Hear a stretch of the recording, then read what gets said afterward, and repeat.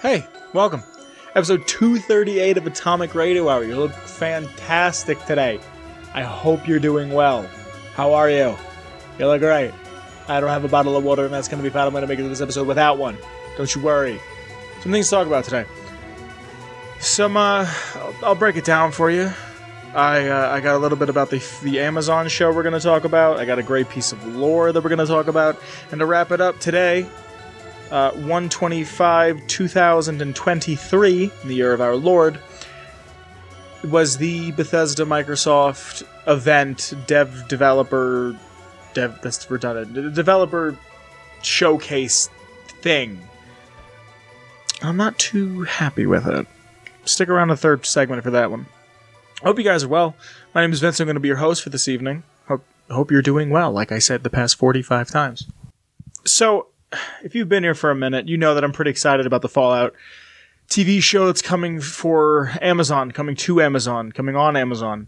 And if the Last of Us show has done anything, it's excited me into what video game content can be. The Last of Us show has kind of given me some hope into what a Fallout game, any video game really, can be in any sort of media outside of the game itself. And recently, there's been some leaks of a Red Rocket gas station. This tweet is from Jay Carson, building the set Red Rocket for the upcoming Fallout post-apocalyptic TV series, developed for Amazon and based on the role-playing video game franchise, and then has a bunch of ats in it. So on screen behind me will be these pictures, and my God, does it look spot on. I don't have in this group. I'll find other pictures because it can't be super hard to find. But the pictures that you're going to be looking at look one for one. It looks just like the Red Rocket from Fallout 4. There's even to the point of the detail that they're paying attention to that the gas station sign has like the same missing parts.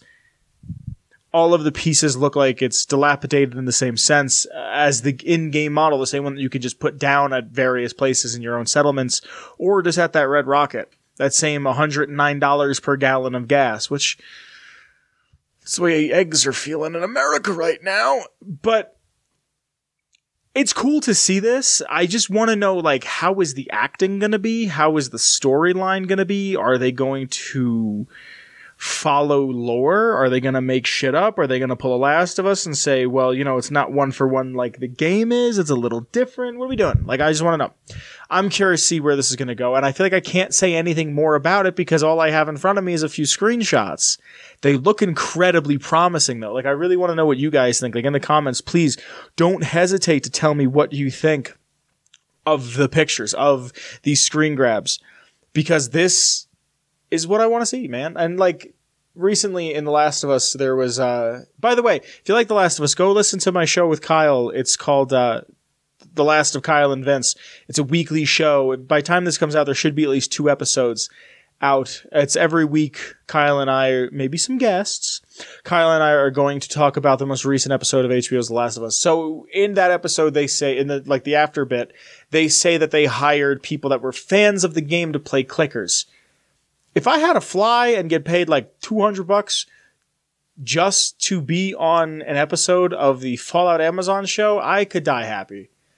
I could. Even if it's a piece of shit like the Halo show, I could die happy.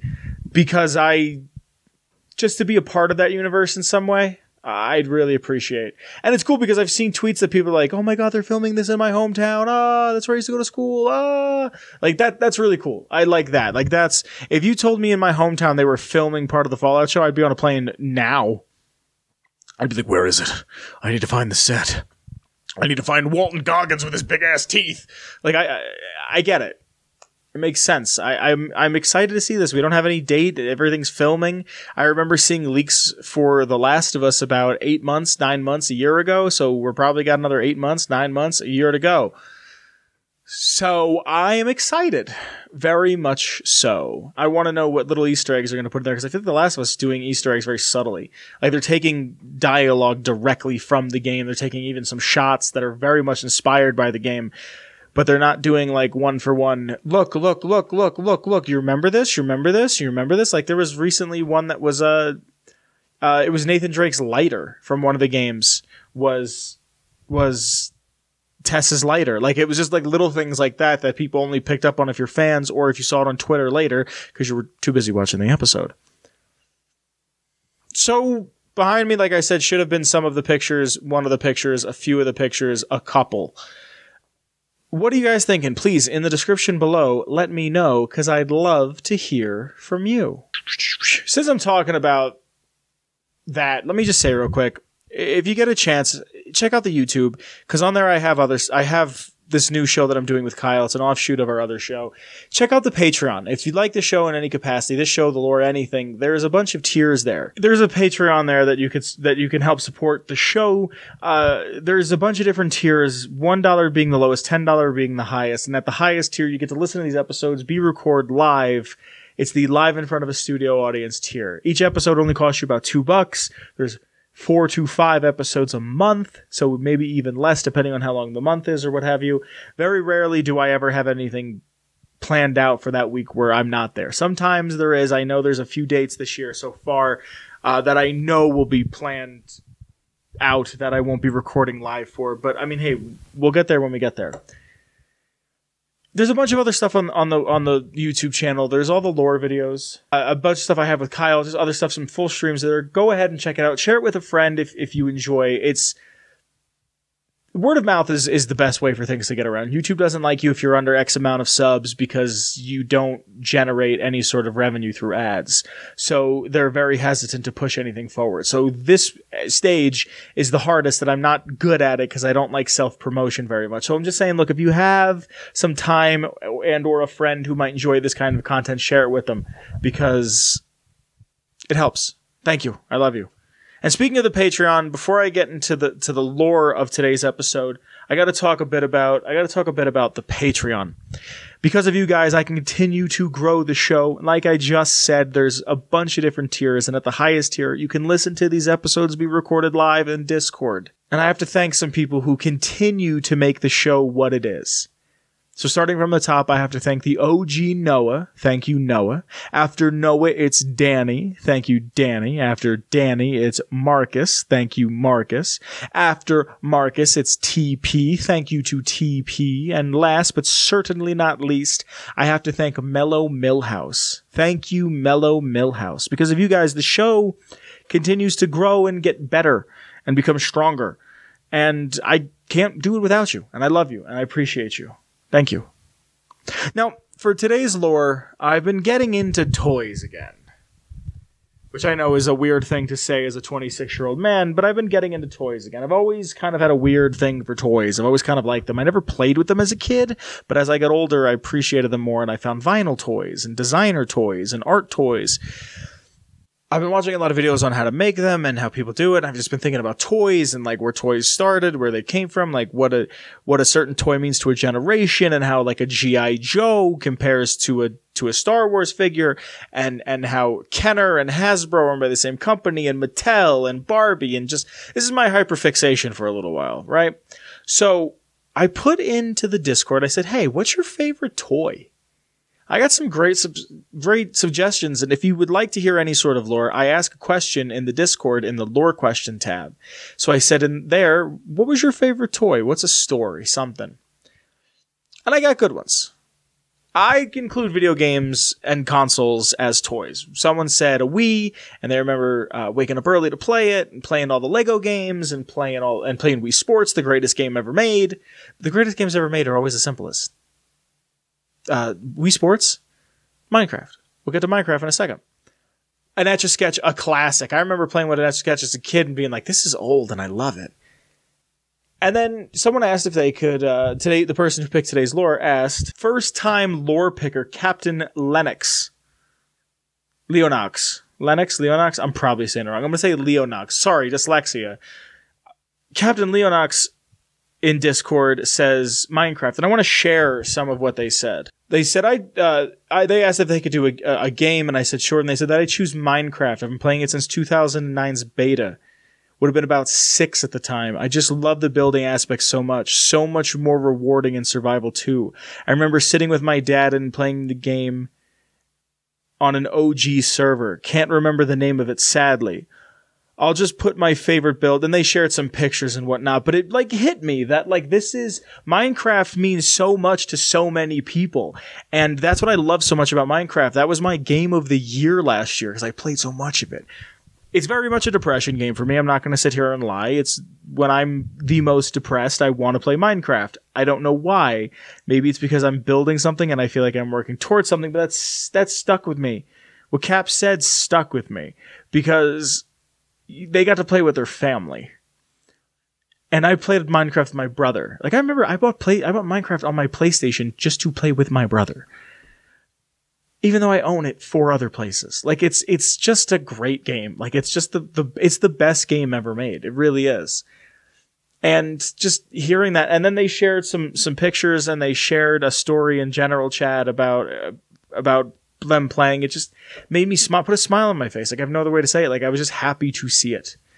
So if you want to hear any lore whatsoever, make sure you're in the Discord because once a week I ask a question. The first person to get the question right or says something that tickles my fancy or a YouTube comment, those people get to pick lore for the week. This week's lore comes to us by way of Captain Leonox, or Lennox. Again, dyslexia, hell of a drug. And it's on the Dunwich Boars in Fallout 4. A marble quarry inside of the Commonwealth now occupied by the Forged and Feral Ghouls. Pre-war, it's operated by Dunwich Boars LLC, and this quarry is known for being unsafe. It has safety precautions put in, much like any other business, especially one that's a physical deal like this one. But it's known for just not working, and anything that was there for safety would be not replaced until it hit the point of failure. Any extra requests to add any sort of safety precautions were dismissed, and the normal action was to just wait and see how things went. So this is a place that is just a class action lawsuit. It's for lack of a better term, it's a pit. Yes, it's a quarry that they're digging down, but it's a pit for just awfulness. I think Dunwich Boars in Fallout 4 does a great job of showing how evil the pre-war was and how it's just, we want to make $1. We don't really care about anything else. As long as we can make a couple ducats, jump in the bucket, we can ride. Like, it's just, it's kind of sad. I mean, it is sad. It's very sad. Now, cutting costs like this was a great way to save some cash. To combat morale loss for shit work conditions, happy hours were organized. Now, I don't know about you, but I don't drink. And I don't enjoy drinking. Every now and again, I go out and I have a drink. I won't lie to you. My drink of choice, I'm a very old woman who drinks Bloody Marys. That's about it. But the company, Dunwich Boars, would host happy hours by the pit. So alcohol and free fall, death, does not mix. Your equilibrium is screwed. Let's screw it up more with alcohol. Any of the alcohol you consumed at one of these happy hours came out of your check. You had a couple drinks, you're a couple dollars short of what you thought you were going to get, and they probably didn't tell you that until you got paid. They did have annual picnics, which apparently is a thing, because it's not the first time I've heard of a company, let alone a fictional company, doing it. With complimentary Nuka-Cola. So, they bought a couple 6-packs of Nuka-Cola. 200 people are showing up. Get 150. Not everyone's going to drink them. Any on-site deaths were treated with just a casual nature. Just very, blase blah, just play it off. It didn't matter if it was the employee or the employee's child. The employee's child. A death was to go, that's what happens on a construction site, and you were to keep moving. At most, all they did was hire more robots to make sure that nobody fell off the ledges, that they were not keeping safe. Now, it turns out the Dunwich Boars LLC was not looking for limestone, was not looking for marble, was not looking for any sort of granite, anything in the earth that could be used, anything useful. What they were really looking for is an ancient tomb to dark and forgotten gods. So, a normal company, really. I mean, I don't see anything. Once a temple was found, a man by the name of Tim Shute notified the other management. He grabbed higher-ups and said, "We found something." And he was told to take the rest of middle management down there. They told him, if you can take the rest of them down there and stall for more people to show up, you will be rewarded handsomely. So he takes them down there, and the entire chamber gets sealed off. It's believed that these people are later sacrificed for this dark, forgotten god that they worship, and they were turned into feral ghouls, so they were trapped down there. Now, post-war, the Forge, looking for iron for Saugus Ironworks, scavenged the entire area, taking any and everything back that they could. There's also some feral ghouls there. There was some fighting, some infighting between the folks, the Forged, saying that they didn't want to go down there because of feral ghouls. One of the higher-ups said, you get down there, they're just ghouls. So for the layout of Dunwich Boars, I am not a big fan of doing this, but I wanted to make sure I got it because it was a lot to write down, and I felt like I could just read it off and it would sound better from the wiki. And I get all of my lore off of fallout.fandom.com, the Nukipedia, if you will. Now, there is an entranceway when you get down to the bottom of Dunwich Boars, but after the entranceway, there is a ritual chamber.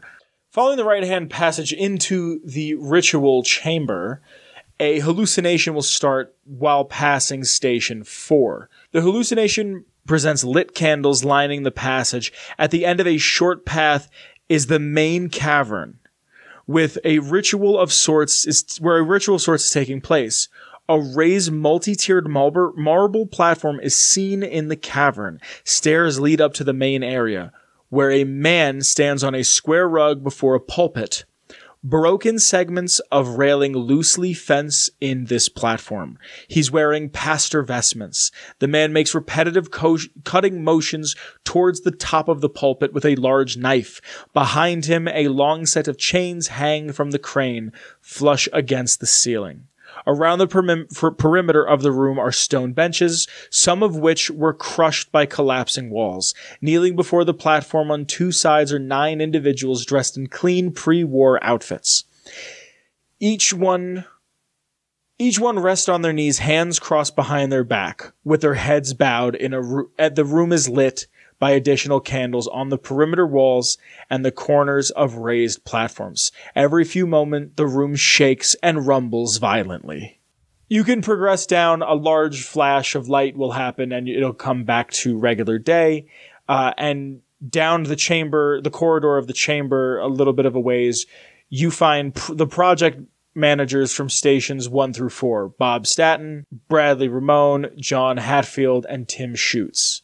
The cavern appearance will change significantly from the way it was observed in the flashback. The raised platform is no longer there, as are the pulpit, the rugs, and the candles. In place of the platform and surface, a large pool of water can also be found around where the people were kneeling.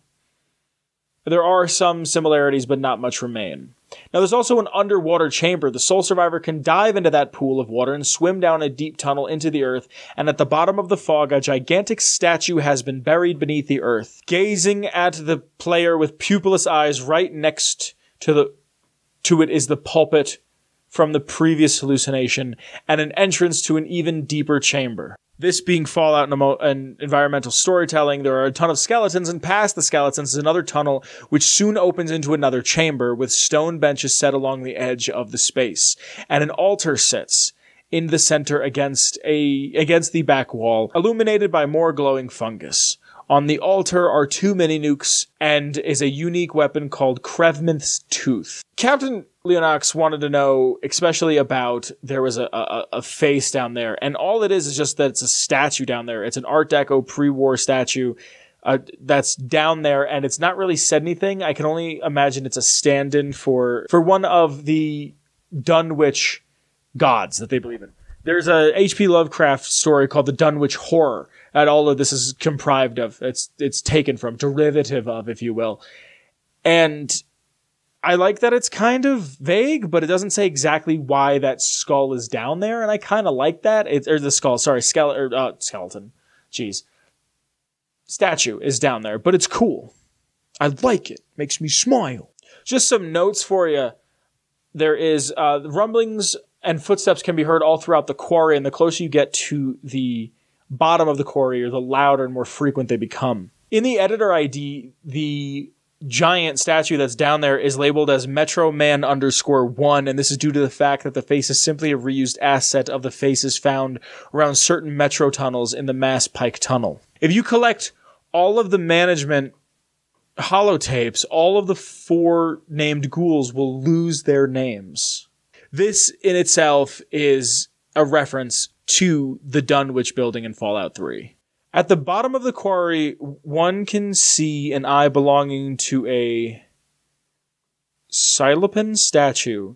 Staring up through the submerged tunnel, the statue is simply an upscaled and mostly obscured downtown sculpture which can be seen by clipping outside the map. Such placement mirrors another of H.P. Lovecraft's story, The Shunned House, in which the protagonist digs underneath an abandoned house only to uncover the elbow of a colossal being buried beneath it. That's really all I have on the Dunwich Boars from Fallout 4. It's a thing that I remember finding and not really understanding what was going on the first time I found it, and getting the hallucinations and the tooth, and just kind of walking away going, all right, that was cool, and coming back to farm raiders and what have you. This is something that I can't wait to see. I don't know if it's expanded upon at all in 76, but I'd love to see in Fallout 5 or a spin-off Fallout game or something this kind of talked about a little bit. I'd really, really, really like to see that, because it's neat, and H.P. Lovecraft gets all the kids excited.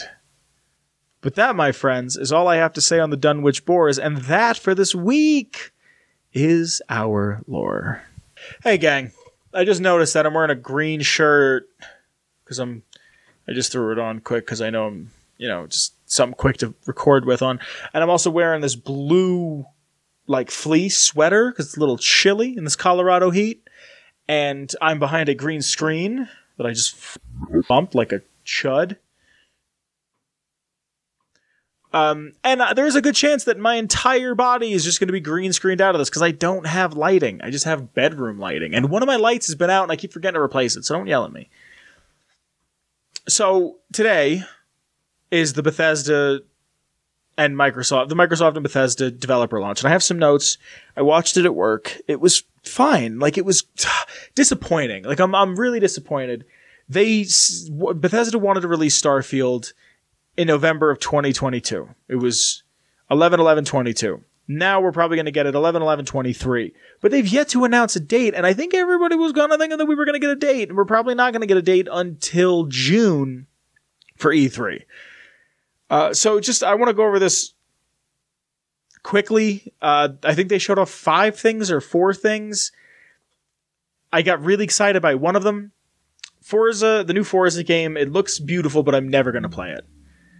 I'm not a car guy to begin with. I appreciate, I'm watching, I was getting impressed, but it's it's like when I get impressed that SpaceX launched a rocket. What does that do for me? It doesn't do anything. It's cool, but what did that do?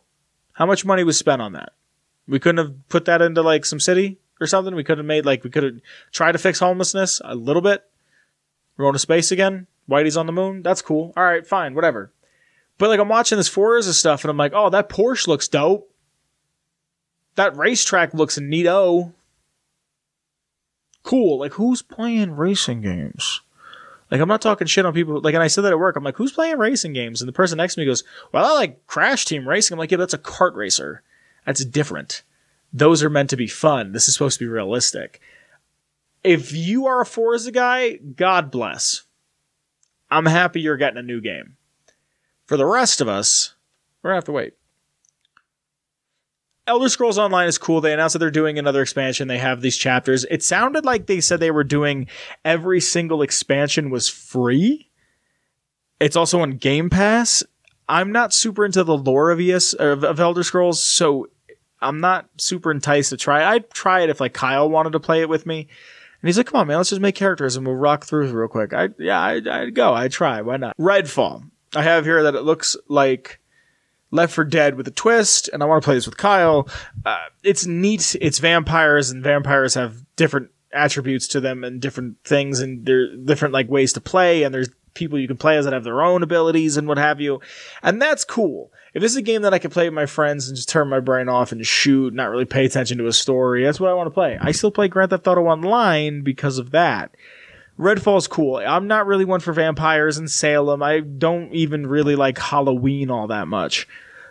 But I enjoyed what I saw, and I want to see more. It's coming out this year, so hopefully there'll be a beta or a demo or something that we can try it out, and I can give you a little more information.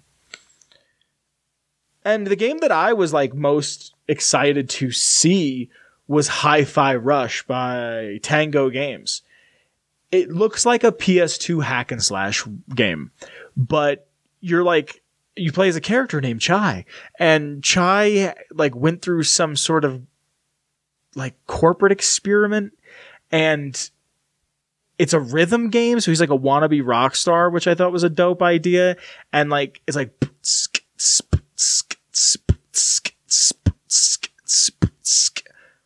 and you have to like fight to that beat. So if you fight to that beat, it adds to it. Like, also, I'm a hip hop dude, and the cat's name is 808. And I thought that was super dope. And I was like, 808, the cat. I hope they make a toy of him. Like, it was just, I'm really excited for it because the game seems fun. And even the developers of Tango at Tango were like, we're known for scary shit. We're known for Ghostwire Tokyo. But this is something you've never seen like before. You've never seen anything like this from us before. And like the cutscenes were animated. They were like 2D animated. And there was also like cell shading on the characters. It just looked like a lot of fun, to be honest. It looked like something I want to play. And I was really excited for this. Like, they had a really long extended trailer. I have some friends I want to show this game to because I feel like it's going to be... They explained it as like anybody can learn how to do this, but it's going to be hard to master, which is cool. Think like Streets of Rage and Guitar Hero put together. And apparently they're licensing real music and they're making music, and it looks very Japanese, but I really want to play this game. It's a Hi-Fi Rush. It looks super dope. There's a lot of cool features about it that I really, really liked. But this ended. It was 30, 40 minutes, not even an hour, I don't think. And there's nothing about Starfield, nothing about Elder Scrolls, nothing about Fallout. And part of me is like, yeah, they're going to show it at E3. That's the first shit that's showing up at E3. They're going to walk on stage and they're going to say, our friends at Tango Games. And they're going to show that, and then they're going to be like, now our friends at id. And it's going to be Doom 3, and then they're going to be like, and they're going to show Arcane doing Redfall, and then boo-bop skip it a cream, check it out. Nothing Fallout. Elder Scrolls is coming. We'll talk about it later. I just want you to know we're working on it again, and expect Starfield right now. I'm a little bummed that we didn't get anything about Starfield. I'm going to buy Starfield physically. I might buy the special edition. I don't know. I don't. I want to play it though. It's a Bethesda game. I kind of want a game that I can get lost in and just play. I'm kind of jonesing for that right now. Just the new experience that I could just into and have a grand old time. Something fun, something casual, something light. No, but like, I don't even want to play that light and casual. Like, I just want to play it. Like, I just want to... I want to be a part of that world. I want to be a part of a new world. I want to discover shit. Like, and especially because it's Bethesda lore. Like, they don't have to play off lore that they bought from elsewhere. Like, it's their lore. I want to see what they're going to do, how they're going to craft it. I just, like, we're also probably going to see more of Outer Worlds 2, that Obsidian game that's like a Knights type game. People were calling it Obsidian Skyrim, which I think is so shitty. But, like, I want to see more of these games. June will be here before you know it. E3 will be here before you know it. Me and Kyle will go, ooh, shiny, before you know it. This year will be over before you know it. And we'll all be dead before you know it. So I'm a little upset. Like, I'm a little, like, disappointed that Bethesda didn't even, like, say, like, here's gameplay. Here's a cinematic trailer. Here's something. Here's your mother. Like, just show me something. Didn't even bring it up, as far as I know. And I watched the whole thing.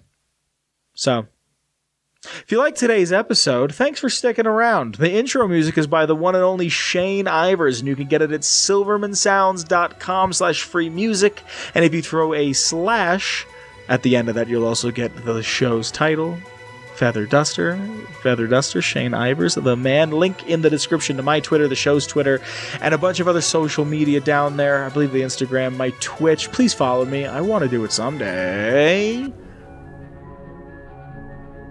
Link to my Twitter, the show's Twitter account. I'm pretty sure I already said that, right? Yeah. Alright, I love you. I hope to see you next week. You seem fantastic. Tell your mother I said hello. I love you. Bye, Kyle.